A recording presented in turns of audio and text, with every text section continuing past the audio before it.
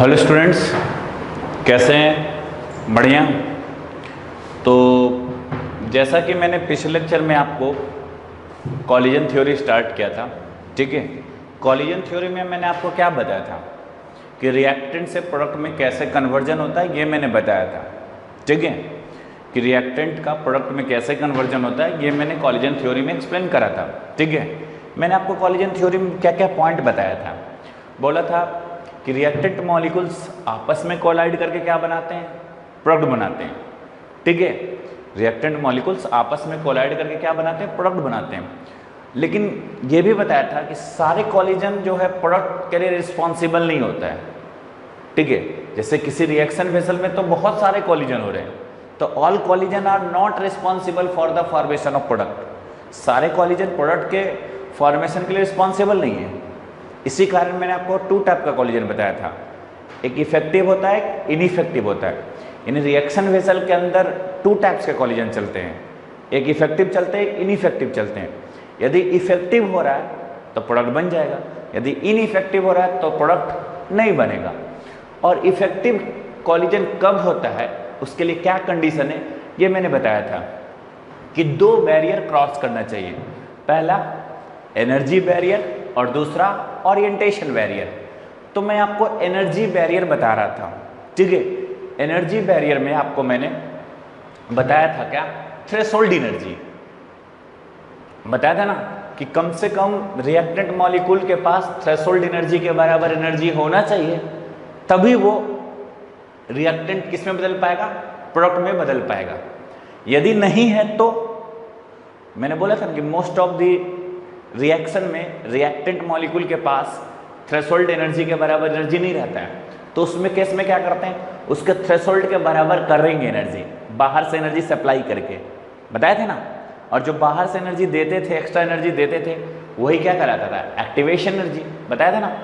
The extra amount of energy required by the reactant for the formation of product, that is called activation energy, ठीक है।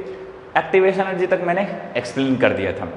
अब देखो ना, मान लिया जाए जिस रिएक्शन को हाई एक्टिवेशन एनर्जी का जरूरत पड़ रहा है, इसका मतलब उस रिएक्शन वेसल में क्या चल रहा होगा, बहुत कम इफेक्टिव कॉलिजन हो रहा होगा। समझिए, जिस रिएक्शन को, ठीक है, हाई एक्टिवेशन एनर्जी का जरूरत है, ठीक है, इसका मतलब उस रिएक्शन वेसल में बहुत कम इफेक्टिव कॉलिजन चल रहा होगा, ठीक है। ज्यादा क्या चल रहा होगा, उसमें इनइफेक्टिव कॉलिजन चल रहा होगा। तो इनइफेक्टिव को इफेक्टिव में बदलना है तो आपको एनर्जी देना पड़ेगा, ठीक है। यानी जिस रिएक्शन को जितना ज्यादा एक्टिवेशन एनर्जी देना पड़ रहा है, इसका मतलब उस रिएक्शन में इनइफेक्टिव कॉलिजन ज्यादा हो रहा है, ठीक है। समझ में आ रही बात। यानी जिस रिएक्शन को हाई एक्टिवेशन एनर्जी का नीड पड़े, जरूरत पड़े, इसका मतलब उस रिएक्शन का रेट क्या रहा होगा, स्लो रहा होगा, ठीक है। लिख देते हैं,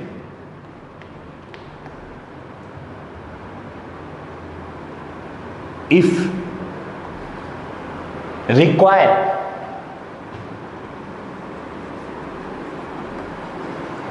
high activation energy,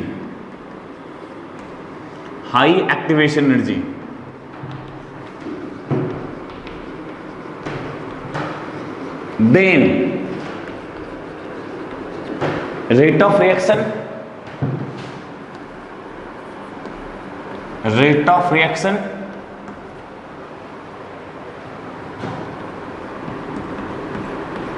will be slow, ठीक है। यानी जिस रिएक्शन को हाई एक्टिवेशन एनर्जी का रिक्वायर पड़ रहा है, तो उस रिएक्शन का रेट ऑफ रिएक्शन क्या रहा होगा, स्लो रहा होगा, तभी तो आप ज्यादा एनर्जी दे रहे हो ना, ठीक है। और if require low activation energy, then rate of reaction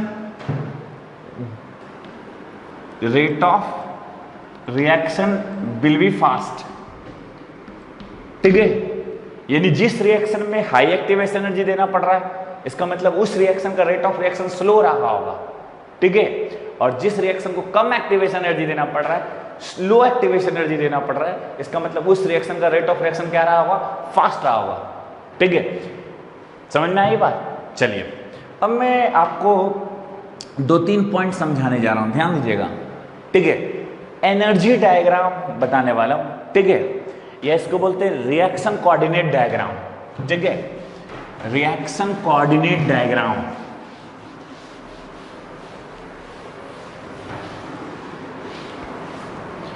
reaction coordinate diagram. ठीक है, ध्यान दीजिएगा, रिएक्शन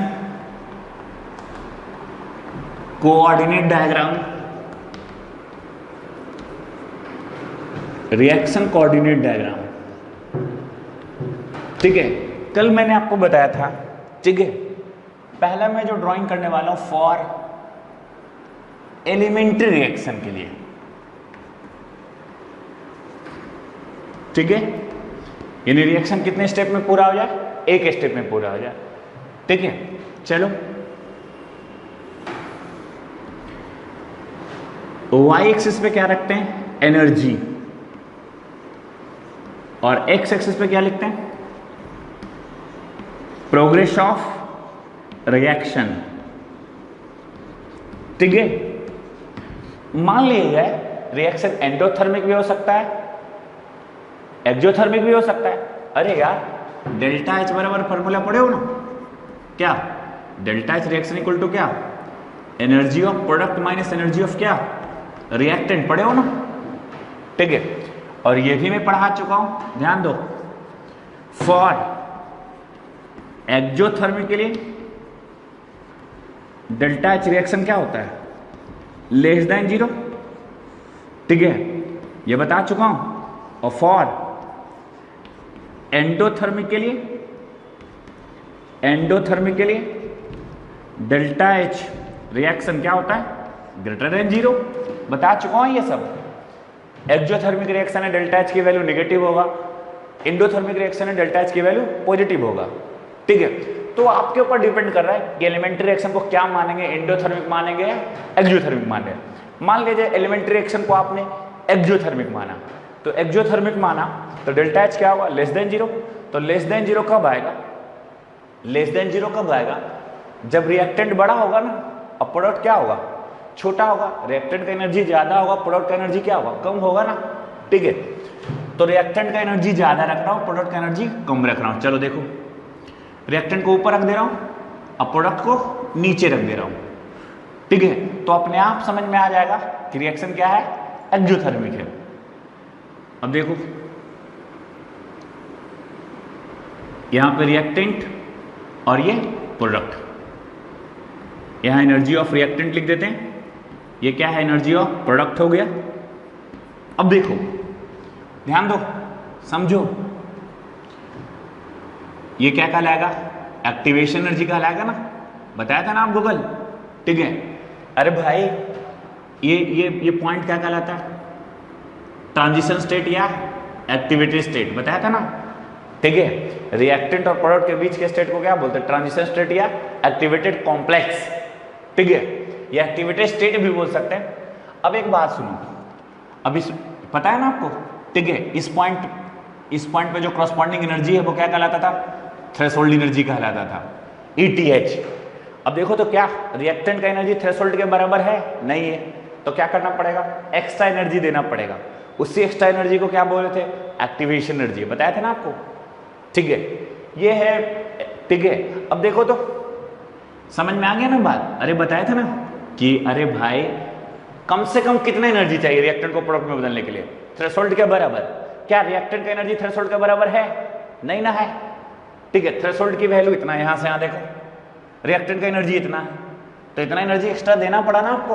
और वही जो एक्स्ट्रा एनर्जी देना पड़ा कहां तक जाने के लिए, ट्रांजिशन स्टेट तक जाने के लिए या एक्टिवेटेड कॉम्प्लेक्स बनाने के लिए। ठीक है, ट्रांजिशन स्टेट या क्या बोलते हैं, एक्टिवेटेड कॉम्प्लेक्स बनाने के लिए जो आपको एनर्जी देना पड़ा एक्स्ट्रा, वही कहलाता क्या, एक्टिवेशन एनर्जी। ठीक है, ये सारा कुछ बता चुका हूं। अब देख तो ये डेल्टा एच कहलाएगा, ये डेल्टा एच कहलाएगा, यहां से जो एनर्जी का चेंज है वो डेल्टा एच रिएक्शन कहलाएगा। ठीक है, delta H reaction equal to क्या होगा, ठीक है, energy of product minus reactant. तो प्रोडक्ट यहां देखो और रिएक्टेंट, प्रोडक्ट माइनस रिएक्टेंट करोगे तो क्या आएगा, यही ना डेल्टा एच बचेगा, और जो कि क्या होगा, निगेटिव होगा। यानी जो हम ये ग्राफ प्लॉट किए ना, प्रोडक्ट माइनस रिएक्टेंट करोगे तो निगेटिव आएगा ना।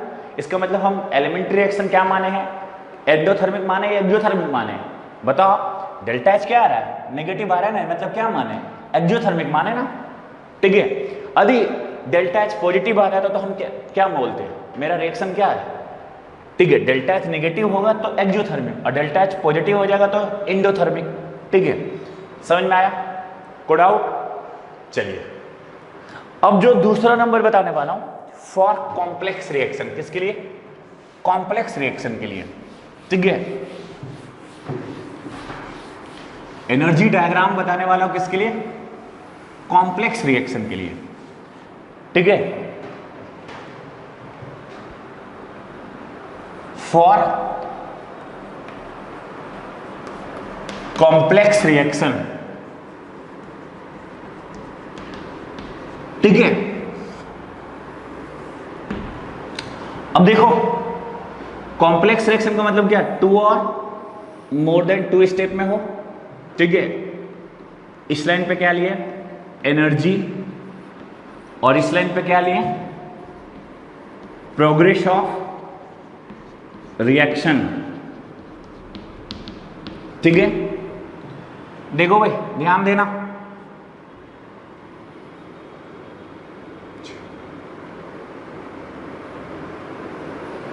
देखो ध्यान देना, इंपॉर्टेंट है। ये रिएक्टेंट है बेटा, और ये क्या है, प्रोडक्ट। अब बताओ रिएक्शन एंडोथर्मिक है या एक्सोथर्मिक है, पहला कमेंट। तो डेल्टा चेक करो ना, ये एनर्जी ऑफ रिएक्टेंट, ये क्या हो गया, एनर्जी ऑफ प्रोडक्ट, उसका जो डिफरेंस आएगा वो डेल्टा एच आएगा। फार्मूला क्या होता है डेल्टा एच का, energy of product minus reactant. तो प्रोडक्ट माइनस रिएक्टेंट करोगे, यानी छोटा में से बड़ा घटाओगे तो क्या आएगा, नेगेटिव आएगा। डेल्टा एच रिएक्शन क्या आएगा, नेगेटिव आएगा। और जब डेल्टा एच रिएक्शन नेगेटिव आ गया, इसका मतलब रिएक्शन क्या रहा होगा, डेल्टा एच रिएक्शन जब नेगेटिव आ गया, इसका मतलब रिएक्शन क्या रहा होगा, एक्सोथर्मिक रहा होगा, ठीक है। ये कॉम्प्लेक्स रिएक्शन क्या है, एक्सोथर्मिक है। चलिए अब ये पॉइंट कहलाएगा TS1, ट्रांजिशन स्टेट 1, ठीक है। ये पॉइंट कहलाएगा TS2, ट्रांजिशन स्टेट 2, ठीक है। और दो ट्रांजिशन स्टेट के बीच में जो आएगा उसको बोलते हैं इंटरमीडिएट। क्या बोलते हैं, इंटरमीडिएट, रिएक्शन इंटरमीडिएट। बहुत अच्छा से बोले तो क्या बोलते हैं, रिएक्शन इंटरमीडिएट, ठीक है। दो ट्रांजिशन स्टेट के बीच में जो आएगा उसको क्या बोलना है, इंटरमीडिएट, ठीक है। अब देखो तो अब हमें ये कमेंट करना है बच्चों कि कौन सा स्टेप फास्ट है। देखो यहां से R से इंटरमीडिएट दिख गया है, एक स्टेप देखो R से P में जाना है तो कैसे कैसे गया, पहले मैकेनिज्म देखो, R से पहले इंटरमीडिएट बनाया और फिर इंटरमीडिएट से कहां गया, प्रोडक्ट में गया, यही ना मैकेनिज्म है। अब ये कौन सा स्टेप स्लो है और कौन सा स्टेप फास्ट है, ये भी कमेंट हमें करना है, ध्यान दीजिए। ये कॉम्प्लेक्स रिएक्शन है ना, ठीक है। और हमें पहले R से इंटरमीडिएट बनाया, फिर इंटरमीडिएट से प्रोडक्ट में गया, ठीक है। अच्छा मैं ये बहुत पूछ रहा हूं कि कौन सा स्टेप फास्ट है और कौन सा स्टेप स्लो है। देखो तो जब R से I में आया तब एक्टिवेशन एनर्जी ये है, देखो तो ये एक्टिवेशन एनर्जी है, देखो मान लो E1 है एक्टिवेशन एनर्जी। जब I से P में गया, इंटरमीडिएट से प्रोडक्ट बनाया, तब मेरा एक्टिवेशन एनर्जी ये है, देखो ये है मेरा एक्टिवेशन एनर्जी, E2 मान लो, ये ना एक्टिवेशन एनर्जी, ठीक है। अब बताओ कौन सा एक्टिवेशन एनर्जी बड़ा है, E1 बड़ा है या E2 बड़ा है, देखो ना। अरे भाई जब हम R से I में आए तब मेरा इतना एक्टिवेशन एनर्जी हुआ, और जब I से P में गए तब मेरे इतना एक्टिवेशन एनर्जी देना पड़ा, ठीक है। समझो तो कौन सा एक्टिवेशन एनर्जी बड़ा है, पहला वाला या दूसरा वाला, पहला वाला एक्टिवेशन एनर्जी ज्यादा है। इसका मतलब बताया था ना अभी, reaction require high activation energy, then rate of reaction will be slow. इस रिएक्शन को यानी इस स्टेप को हाई एक्टिवेशन एनर्जी चाहिए, इसका मतलब इस स्टेप का क्या रहा होगा, रेट ऑफ रिएक्शन क्या रहा होगा, स्लो रहा होगा ना।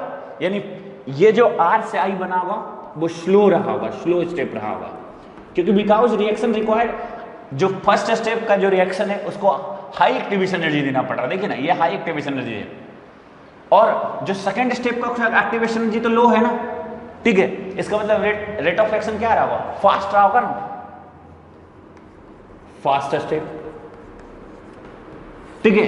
यानी ग्राफ सिर्फ आपको दिया रहेगा तो आप फास्ट और स्लो का भी कल्पना आप कर सकते हैं कि कौन सा स्टेप फास्ट होगा और कौन सा स्टेप स्लो होगा।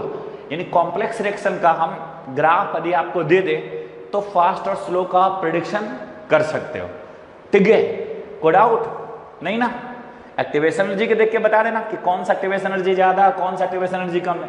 यानी जिस रिएक्शन को हाई एक्टिवेशन एनर्जी का जरूरत पड़ेगा वो क्या होगा, स्लो होगा, स्लो स्टेप होगा, और जिसको लो एक्टिवेशन एनर्जी का जरूरत पड़ेगा वो क्या स्टेप क्या होगा, फास्ट स्टेप होगा। क्लियर? कोई डाउट नहीं ना? ठीक है, नेक्स्ट।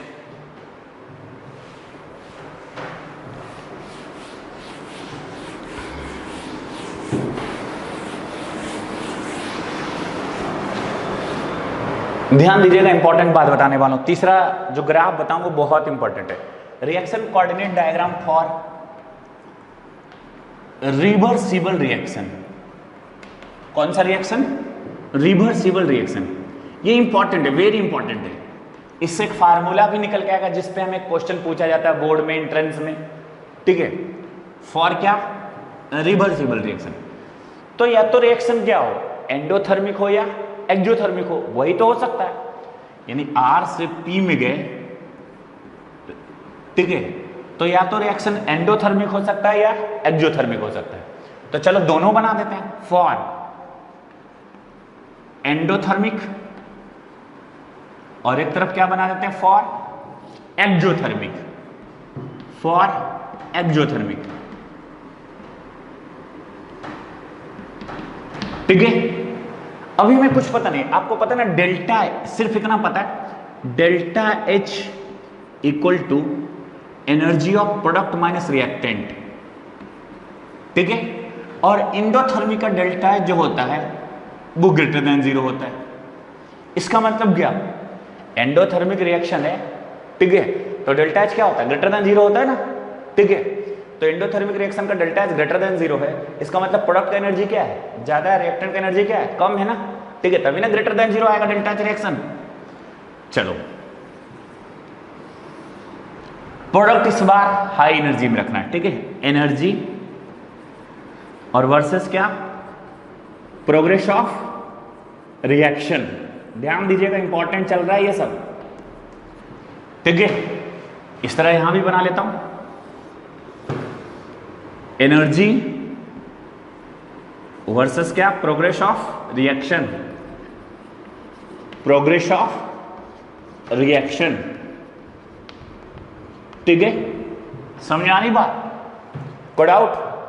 अब यहां देखो ना, यहां भी लिख लेते हैं डेल्टा H इक्वल टू क्या, energy of product minus reactant. और आपको पता है कि एक्सोथर्मिक रिएक्शन का डेल्टा H क्या होता है, लेस देन 0, ठीक है। यानी रिएक्टेंट का एनर्जी क्या होगा, ज्यादा होगा। चलो पहले इंडोथर्मिक का प्लॉट करते हैं। इंडोथर्मिक में ग्रेटर देन 0 लाना ना, यानी प्रोडक्ट बड़ा होगा, ठीक है। अरे भाई ग्रेटर देन 0 करोगे तभी, तब कब होगा, जब प्रोडक्ट एनर्जी क्या होगा, बड़ा होगा ना, यानी प्रोडक्ट को ऊपर रखना होगा और रिएक्टेंट को नीचे रखना होगा। अगर आप प्लॉट कर दो, प्लॉट कर दिए, देखो ध्यान से, ध्यान से देखना, ये रिएक्टेंट और ये प्रोडक्ट, ठीक है। अब पहला काम, ये ER और EP, एनर्जी ऑफ प्रोडक्ट, उसका जो डिफरेंस कहलाएगा वो क्या कहलाएगा, डेल्टा H ऑफ रिएक्शन। वो क्या होगा, greater than 0 less than 0, product minus reactant. देखो डेल्टा H का फार्मूला यही होता है, प्रोडक्ट माइनस रिएक्टेंट। तो प्रोडक्ट माइनस रिएक्टेंट करोगे तो क्या आएगा, ग्रेटर देन 0 आएगा ना, ठीक है। समझ में आ रही बात? कोई डाउट नहीं? अब देखो तो, यहां देखो ध्यान से, R से जब P में जा रहे हैं तो एक्टिवेशन एनर्जी EF बोल रहे हैं, ठीक है। अब देखो ना, अरे भाई रिएक्टेंट को एक्टिवेटेड स्टेट तक पहुंचाना है तो आपको एक्टिवेशन एनर्जी देना पड़ेगा ना, ये एक्टिवेटेड स्टेट कहलाता है, पता है ना, ठीक है, बार बार नहीं लिखूंगा, ठीक है, ये तुम्हें पता होना चाहिए। इस पॉइंट को एक्टिवेटेड स्टेट बोलते हैं, एक्टिवेटेड कॉम्प्लेक्स बोलते हैं, ट्रांजिशन स्टेट बोलते हैं, ठीक है। तो आर से एक्टिवेटेड स्टेट तक पहुंचना है, ठीक है, तो कुछ एनर्जी देना पड़ेगा ना, वो क्या कहलाता है, एक्टिवेशन एनर्जी। तो अब बोल रहे एक्टिवेशन एनर्जी ऑफ फॉरवर्ड। उसी तरह से रिएक्शन बैक, देखिए प्रोडक्ट से भी तो रिएक्टेंट में आना है, तो क्या प्रोडक्ट को भी तो एक्टिवेटेड स्टेट तक लाना होगा, प्रोडक्ट को भी तो एक्टिवेटेड स्टेट तक लाना होगा ना, तब तो वो बैक रिएक्टेंट में आएगा, ठीक है। यानी ये क्या कहलाएगा, activation energy of backward reaction, क्योंकि रिएक्शन तो रिवर्सिबल है ना, ठीक है। यानी रिएक्टेंट से प्रोडक्ट में जाना, प्रोडक्ट से रिएक्टेंट में आना है। तो उल्ट ऐसे भी सोच सकते हो, इस पॉइंट पे एनर्जी को क्या बोलते हैं, थ्रेशोल्ड एनर्जी। देखो देखो देखो समझो, इस पॉइंट की एनर्जी को क्या बोलते हैं, थ्रेशोल्ड एनर्जी, ठीक है। तो क्या रिएक्टेंट की एनर्जी थ्रेशोल्ड के बराबर था, नहीं था ना, नहीं था ना, तो एनर्जी दिए, वो कहलाया एक्टिवेशन एनर्जी ऑफ फॉरवर्ड। क्या प्रोडक्ट की एनर्जी थ्रेशोल्ड के बराबर था, नहीं था ना, तो फिर प्रोडक्ट को भी एनर्जी दिए कहां तक आने के लिए, यहां तक आने के लिए, ठीक है। तो ये क्या कहलाएगा, activation energy of backward reaction, ठीक है, समझ में आया, ठीक है।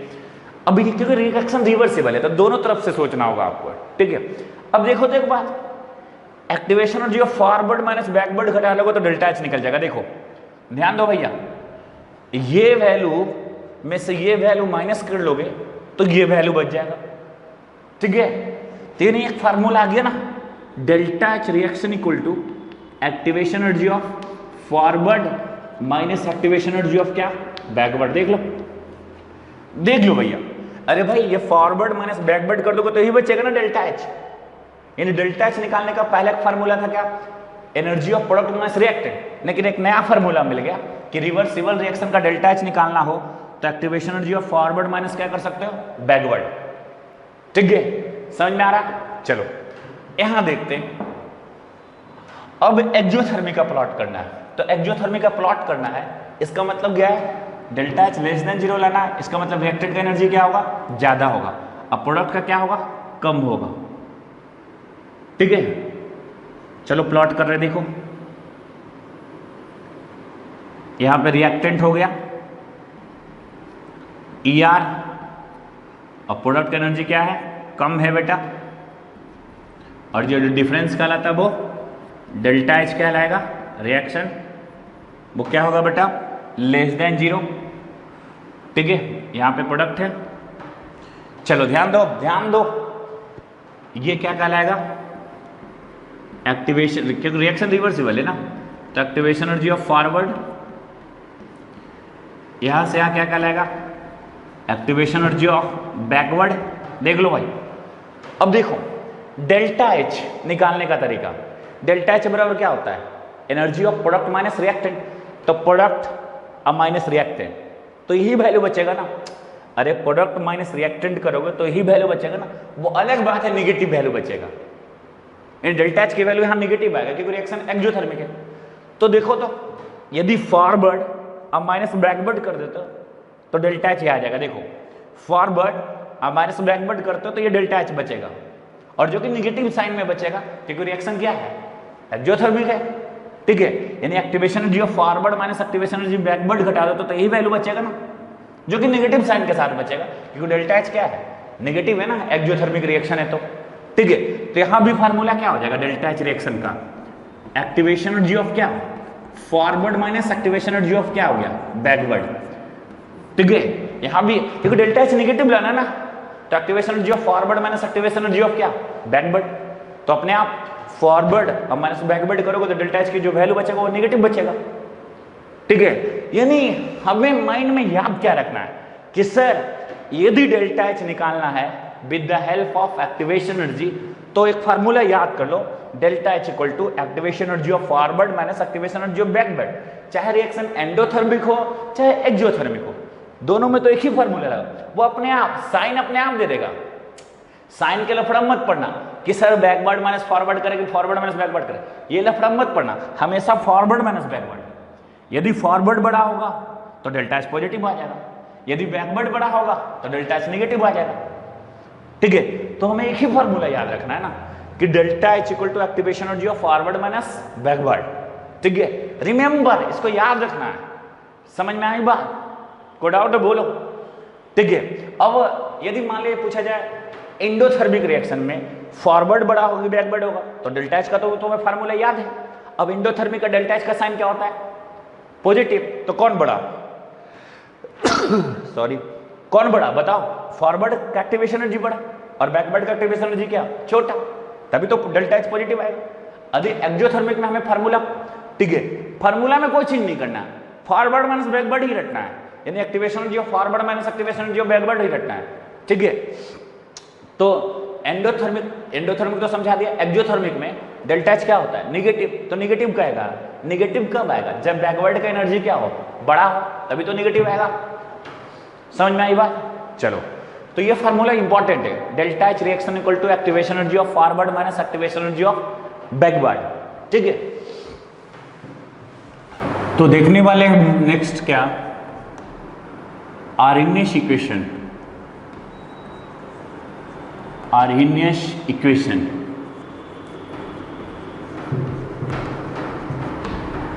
इस इक्वेशन की मदद से हम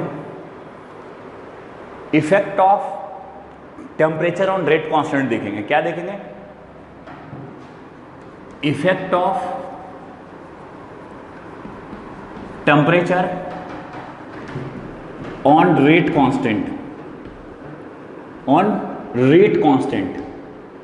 ठीक है, यानी टेम्परेचर चेंज करने पर रेट कांस्टेंट का क्या इफेक्ट होता है वो देखेंगे। ठीक है, आर्हेनियस इक्वेशन क्या है? K equal to A into ई का power minus EA by RT। ठीक है, K क्या है बेटा? K को क्या बोलते हैं? Rate constant. A क्या है? आर्हेनियस कांस्टेंट, आर्हेनियस कांस्टेंट या फ्रीक्वेंसी फैक्टर, फ्रीक्वेंसी फैक्टर या प्री एक्सपोनेंशियल फैक्टर भी बोलते हैं, pre exponential factor, pre exponential factor भी बोलते हैं। ठीक है, और T क्या है? Temperature in kelvin. ठीक है, ये क्या बचा?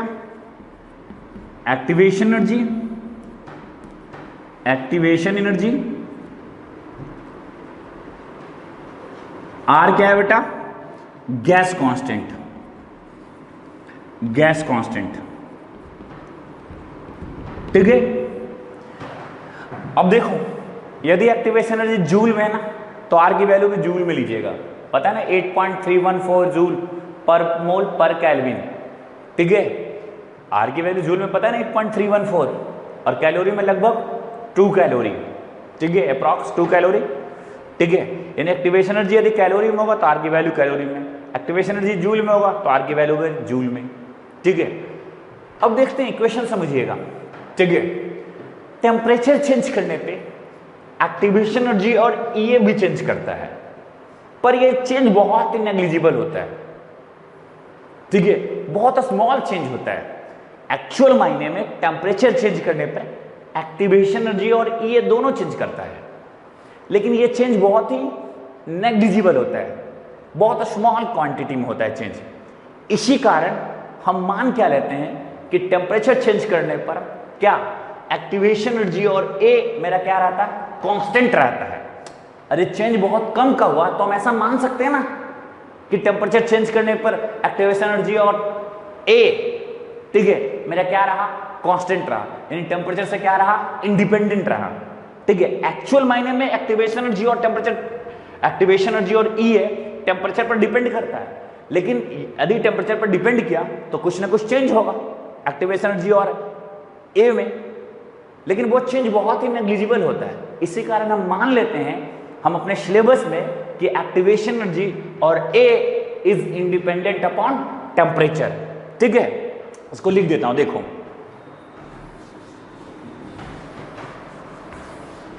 यानी एक्चुअली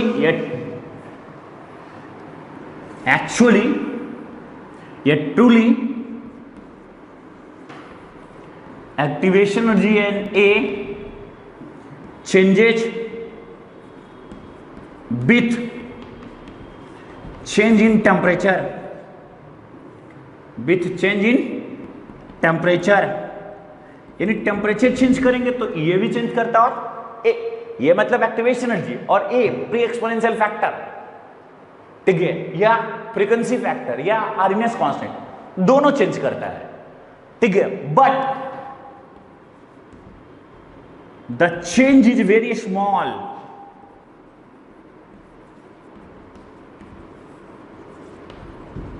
ठीक है, बहुत छोटा चेंज होता है। देयरफॉर क्या ए एंड ए इज, ठीक है, ए एंड ए इज क्या इंडिपेंडेंट,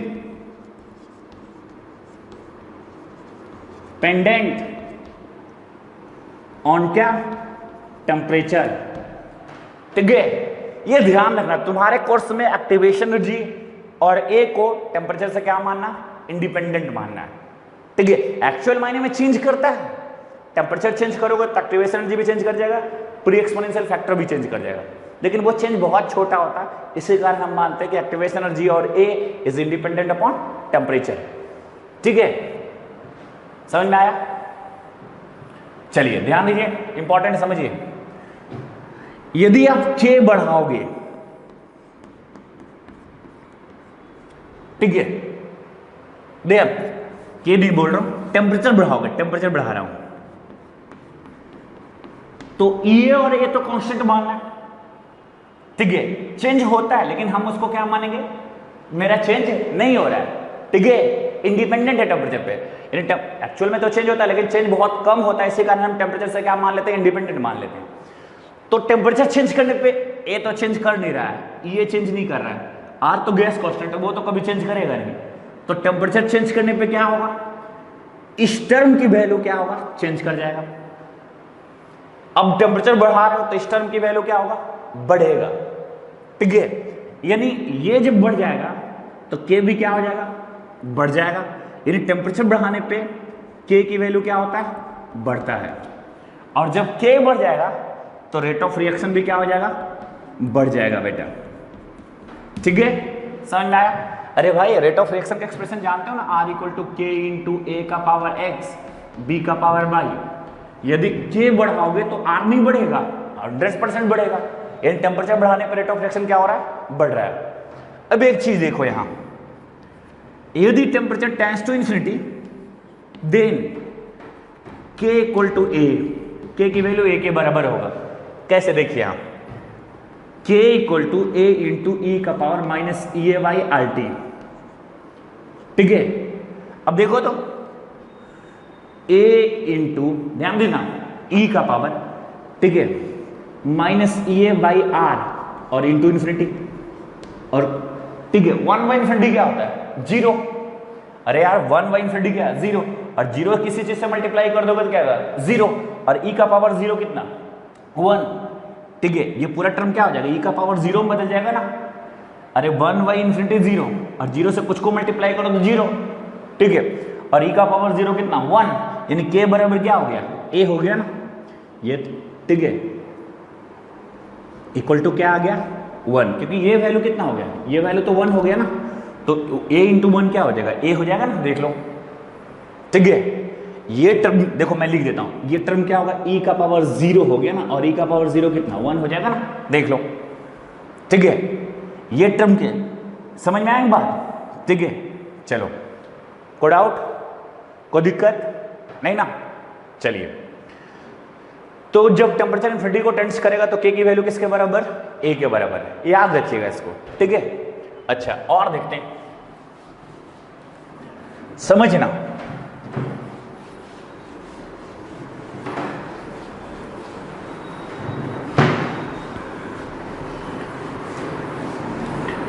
देखिए ये जो टर्म है ना, e का पावर माइनस ई ए वाई आर टी, ये रिप्रेजेंट क्या करता है, ध्यान रखना, रिमेंबर, ये जो टर्म की जो वैल्यू आएगा वो क्या रिप्रेजेंट करता है, फ्रैक्शन ऑफ मॉलिक्यूल,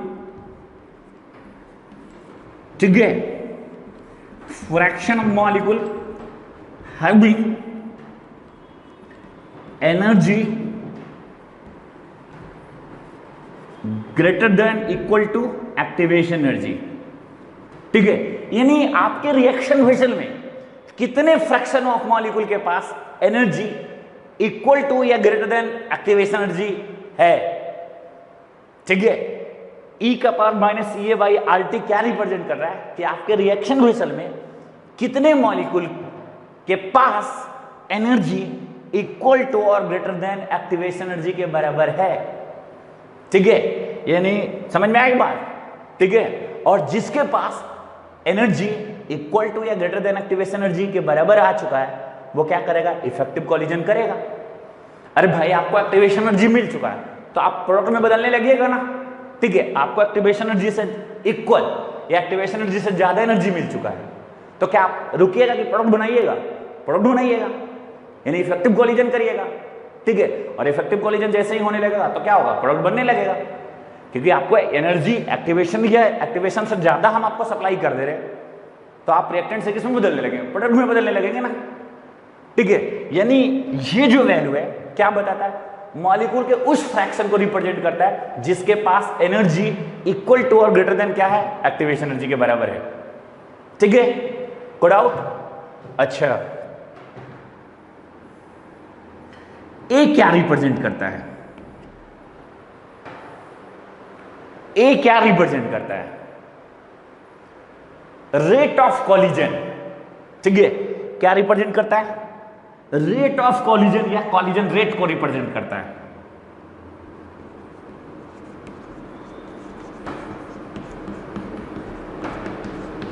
कॉलिजन या बोले कॉलिजन रेट को रिप्रेजेंट करता है, ठीक है। यानी किस रेट से कॉलिजन हो रहा है, ठीक है। एक क्या रिप्रेजेंट करता है, रेट ऑफ कॉलिजन या कॉलिजन रेट को रिप्रेजेंट करता है। लिख देता हूं, ए रिप्रेजेंट,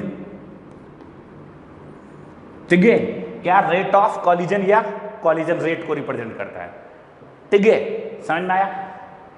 ई का power minus C A by R T क्या रिप्रेजेंट करता है, fraction of molecule having energy equal to और ग्रेटर देन एक्टिवेशन एनर्जी, ठीक है। और ए क्या रिप्रेजेंट करता है, रेट ऑफ कॉलिजन, ठीक है। यानी रिएक्शन वेसल में कॉलिजन का रेट क्या है वो ए रिप्रेजेंट करता है, ठीक है। कोई डाउट? चलिए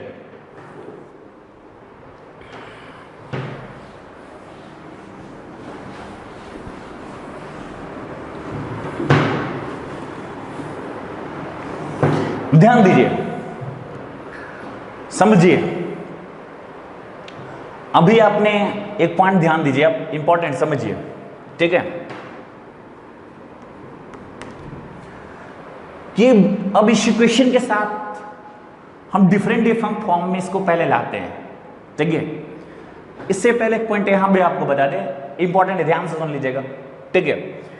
कि के और टी का ग्राफ खींचते हैं, के और टी का ग्राफ खींचते हैं,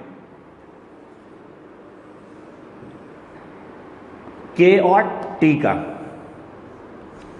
तो ग्राफ कुछ ऐसा आएगा, देखो देख लो भाई, ग्राफ कुछ ऐसा आएगा, ठीक है। देख लो भाई, अच्छा से देख लो, ग्राफ कुछ ऐसा आएगा बेटा, ठीक है। यानी क्या दिख रहा है, टेम्परेचर बढ़ा रहे हो तो के क्या हो रहा है, बढ़ रहा है। और एक समय ऐसा आ रहा है टेम्परेचर बढ़ाते बढ़ाते बढ़ाते बढ़ाते इन्फिनिटी को कर दी तो के की वैल्यू क्या आ जाएगा, कांस्टेंट हो जाएगा, और किसके बराबर, ए के बराबर हो जाएगा। अरे टेम्परेचर बढ़ाते बढ़ाते इन्फिनिटी को टेंस कर गए तो के की मैक्सिमम वैल्यू कितना हो जाएगा, ए हो जाएगा ना, ठीक है। यानी के की वैल्यू ए से बड़ा कभी नहीं हो सकता है, ठीक है। के की वैल्यू कभी भी, क्योंकि टेम्परेचर इन्फिनिटी से ज्यादा कभी बढ़ा नहीं सकते आप, तो के की वैल्यू मैक्सिमम ए के बराबर हो सकता है, ए से कभी बड़ा नहीं हो सकता है, ठीक है। यानी क्या, टेम्परेचर बढ़ा रहे तो के बढ़ रहा है, देखो ना, टेम्परेचर बढ़ा रहे हो के बढ़ रहा है, और बढ़ाते बढ़ाते इन्फिनिटी को टेंस करके तो के की वैल्यू किसके बराबर, ए के बराबर हो जाएगा। यानी के की मैक्सिमम वैल्यू कितना, ए के बराबर होगा। यानी के की वैल्यू ए से बड़ा कभी नहीं हो सकता है, क्योंकि टेम्परेचर आप इन्फिनिटी से ज्यादा कभी बढ़ा ही नहीं सकते हो, ठीक है। के और टी का कर्व ध्यान रखिएगा, ठीक है। चलिए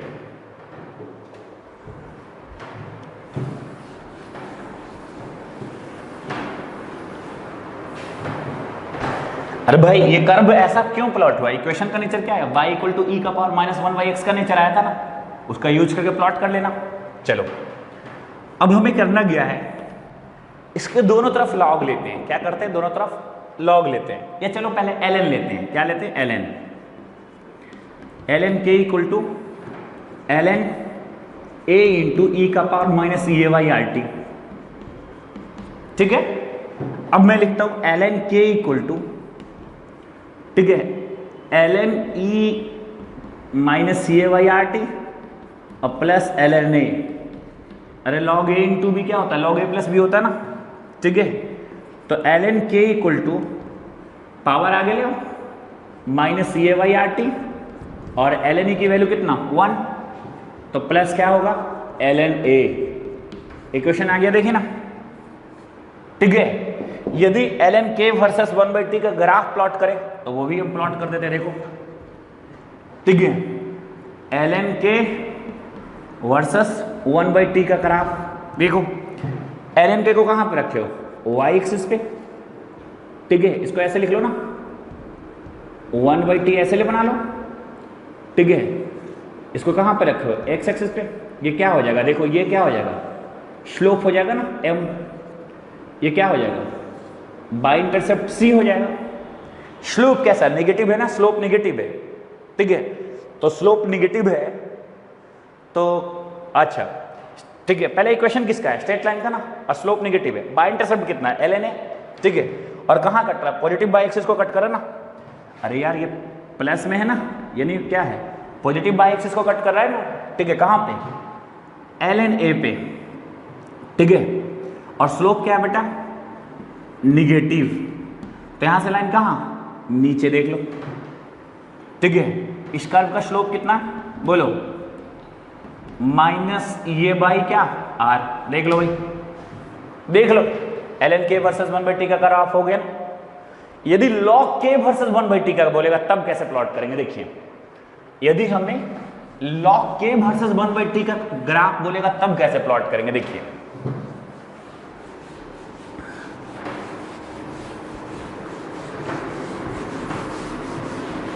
यदि log k वर्सेस 1/t का प्लॉटिंग बोलेगा तब कैसे करेंगे? देखिए, log k वर्सेस 1/t। ठीक है, तो क्वेश्चन चेंज करते हैं ना। पहले अभी लाए थे ना क्वेश्चन, देखो ln k इक्वल टू लाए थे ना, minus A by R plus ln a। ln को log में बदलो, 2.3 से मल्टीप्लाई करोगे आप तो log में बदल जाएगा। ठीक है, यहां भी मल्टीप्लाई करोगे 2.30 से तो ये भी log में बदल जाएगा। और इधर वाला 2.303 को इधर ले आओ, डिवाइड हो जाएगा ना, तो क्या बचेगा? Minus A by 2.303 R into 1/t plus log a।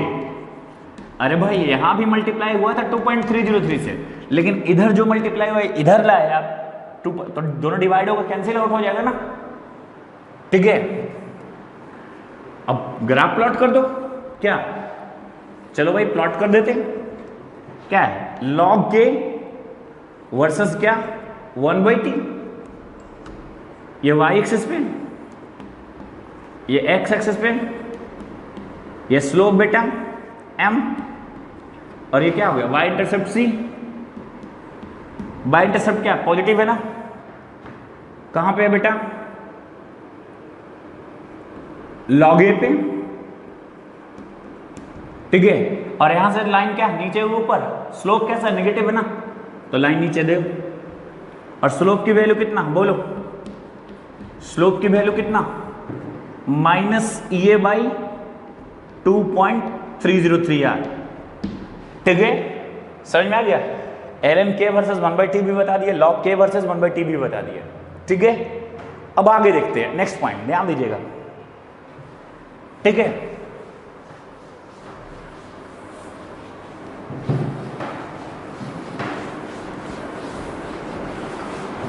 समझिएगा।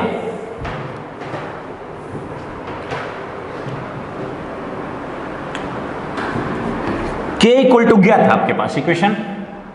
a इंटू ई का power minus A by R t. ठीक है, समझ में आ रहा है? अच्छा बताओ, एक्सपोनेंट का कोई यूनिट नहीं होता, नो यूनिट। इसका कोई यूनिट नहीं होगा, ठीक है, तो कह सकते हैं ना जो k का यूनिट होगा वही a का यूनिट होगा। ठीक है, क्या बोल सकते हैं, unit of k equal to, ठीक है, यूनिट ऑफ a, यानी यदि k का यूनिट रेट कांस्टेंट का यूनिट जो भी हो वही a का यूनिट होगा। ठीक है, समझ में आ रहा है? चलो नेक्स्ट पॉइंट ध्यान देना, ये बहुत इंपॉर्टेंट है। नेक्स्ट पॉइंट जो है बहुत इंपॉर्टेंट, ध्यान दीजिएगा, उस पर बहुत सारा सवाल है आपके टेक्स्ट बुक में। ठीक है, तो कभी एक यूनिट से प्रॉब्लम नहीं झेलना आपको, जो k का यूनिट होगा वही a का यूनिट होगा। ठीक है, नेक्स्ट ध्यान दीजिएगा, इंपॉर्टेंट बता रहा हूं। ठीक है, इंपॉर्टेंट पॉइंट है बेटा, थोड़ा सा चौक ले लूं। चलो इंपॉर्टेंट है, वेरी इंपॉर्टेंट है नेक्स्ट पॉइंट। ठीक है, क्या कह रहा है, एट T1 टेम्परेचर पे, एट टेम्परेचर क्या equal to T1, T1 temperature पर रेट कांस्टेंट क्या है, T1 टेम्परेचर पर रेट कांस्टेंट जो है K1 है। K1 क्या है, रेट कांस्टेंट। ठीक है, एट टेम्परेचर T2 पे रेट कांस्टेंट क्या है, K2। ठीक है, यानी टेम्परेचर चेंज करने पर रेट कांस्टेंट चेंज करता है, आपको पता है, लेकिन हमको क्या मानना है, एक्टिवेशन जी क्या रह रहा है, कांस्टेंट रह रहा है, ए क्या रह रहा है, कांस्टेंट रह रहा है। ठीक है, तो वही हमें फाइंड क्या करना है, एक्टिवेशन एनर्जी। ठीक है, ये आपको पता है कि टेम्परेचर चेंज करने पर एक्टिवेशन एनर्जी भी चेंज करता है, ये भी चेंज करता है, लेकिन हमारे कोर्स में क्या मानना है, कांस्टेंट मानना है कि टेम्परेचर चेंज करने पर एक्टिवेशन एनर्जी में कोई चेंज नहीं होता है, ना ही ए में कोई चेंज होता है। ठीक है, क्वेश्चन क्या कर रहा है, क्या T1 टेम्परेचर पे रेट कांस्टेंट क्या है, K1, एट T2 टेम्परेचर पे क्या है रेट कांस्टेंट, K2, तो फाइंड आउट क्या, एक्टिवेशन एनर्जी। ये क्वेश्चन नहीं, कॉन्सेप्ट भी है, फार्मूला याद रखना, इससे जो डिराइव करके लाएंगे। तो आरएनएस क्वेश्चन था ना, K1 equal to A into ई का power minus EA by RT1। दूसरे बार क्या लिखते हैं, K2 इक्वल टू क्या, A इंटू ई का power minus EA by RT2। क्योंकि टेम्परेचर चेंज कर रहे हो तो सिर्फ K चेंज करेगा, ना ही A चेंज करना है, ना ही एक्टिवेशन एनर्जी चेंज करना है। आपको ये याद रहे तुम्हारे कोर्स में कि टेम्परेचर चेंज करने पर ना ही एक्टिवेशन एनर्जी चेंज करता है, ना ही A चेंज करता है। ठीक है, बट एक्चुअली मायने में तो चेंज करता है, लेकिन तुम्हारे कोर्स में नहीं चेंज करना है। ठीक है, अब क्या करो, K2 बाई K1 कर दो। ठीक है, तो ए से क्या हो जाएगा, कैंसिल हो जाएगा ना, ई का power minus EART2 by E का पावर माइनस EART1। देख लो भाई, और दोनों तरफ ln लगा दो, ln K2 by K1 equal to, ठीक है, अब इसको ऐसे लिखते हैं ln ई का पावर, ऐसा करो ना, इसको भी ऊपर लेके चला जाओ, तो क्या हो जाएगा, EA बाई आर कॉमन ले लो, पहले EA बाई आर कॉमन ले लो। ठीक है, अच्छा ऊपर जाएगा तो ये प्लस हो जाएगा ना, T1 वाला प्लस में हो जाएगा, और T2 वाला क्या होगा, माइनस में होगा, यानी 1 बाई T1 और माइनस 1 बाई T2। देख लो भाई, ठीक है, तो ln K2 by K1 equal to EA by R 1 by T1 minus 1 by T2, और क्या ये पावर में तो आगे मल्टीप्लाई हो जाएगा ना, और इंटू ln ई, और ln ई का मान कितना, अरे ln ई का मान कितना, 1, पता है ना हमको। ठीक है, देख लो भाई, इक्वेशन बन गया। यदि इसको लॉग में लिखोगे तो क्या लिखोगे, log K2 by K1 equal to 2.3 से मल्टीप्लाई किया ना, याद है ना, ln को लॉग में बदलने के लिए, इक्वल टू क्या, डायरेक्ट बोलो, ये by 2.303 r 1 by T1 minus 1 by T2। देख लो, ठीक है, ये बहुत इंपॉर्टेंट फार्मूला है, बहुत इंपॉर्टेंट है। इन टू डिफरेंट टेम्परेचर पर रेट कांस्टेंट का रिलेशन वाला फार्मूला बहुत इंपॉर्टेंट है, बहुत इंपॉर्टेंट है। यानी आपको नोन क्या था, T1 K1 नोन था, T2 K2 नोन था, और क्या निकालना था, एक्टिवेशन एनर्जी। इस फार्मूला का यूज करके आप निकाल सकते हो, बहुत इंपॉर्टेंट इक्वेशन है। ठीक है, इन टू डिफरेंट टेम्परेचर का यूज करके आप, यदि आपको एक्टिवेशन एनर्जी निकालना, तो ये फार्मूला इस्तेमाल कर सकते हो। ठीक है, को डाउट, इतना में को डाउट है तो पूछो, इतना में को डाउट है तो पूछो, नहीं ना, छोटा भी डाउट है तो पूछ लो। ठीक है, समझ में आया? सारा आरएनएस इक्वेशन का सारा पॉइंट सबको समझ में आया? कोई डाउट? छोटा भी डाउट? ग्राफ सबको समझ में आया? चलो